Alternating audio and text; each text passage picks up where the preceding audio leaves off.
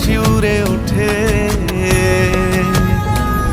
এই গান ছুঁয়ে বলো ছেড়ে যাবে না কখনো, তোমার মতো কে আছে বলো।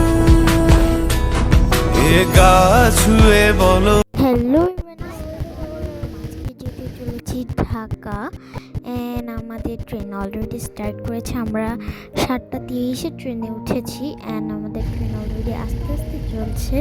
এখন এখনও শুরু হয়নি, আমরা স্টেশন থেকে বের হচ্ছি অ্যান্ড ঢাকা যেতে আমাদের ট্রেন করে কতক্ষণ লাগে আমার তো জানি, একদম বিরক্ত লাগে।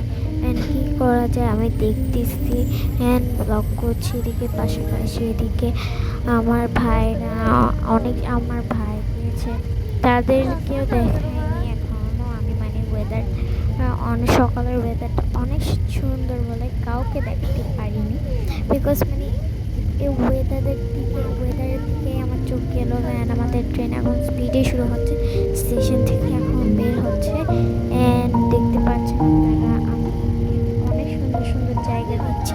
আমি ওখানে মানে অনেক ট্রেনে আওয়াজ ছিল অ্যান্ড বেশি আওয়াজ ছিল না, ওইটা এসি ছিল।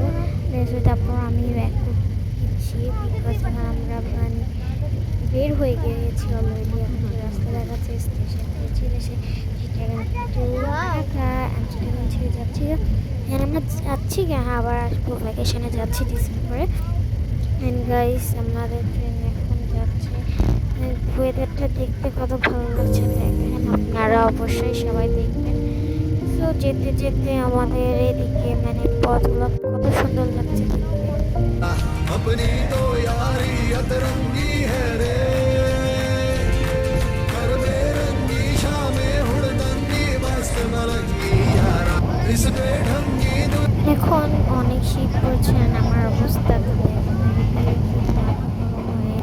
আমার মানে সব কিছু এখন মানে আমার ঘুমই আসছে না একদম। মানে এই ট্রেন আমার জার্নিতে একদম ঘুম আসে না, স্লিপ তো তো আইসটাও বন্ধ করতে পারছি না। আমাদের ট্রেন এখানে চলছে, অনেক জোরে চলছে, ঝকঝকাঝক মানে ছোটোবেলায় ট্রেন নবাহানের অবস্থা দেখে দেখুন কেন জানি ঘুরে গেল। গাইস দেখতে পাচ্ছি ট্রেনে তো আমরা উঠে গেছেন, আমাকে দেখুন আমি সবাইকে হাই অ্যান্ড মুস্তাফাকে ফাইনাল দেখাইছি তো নবাহানের ছবি।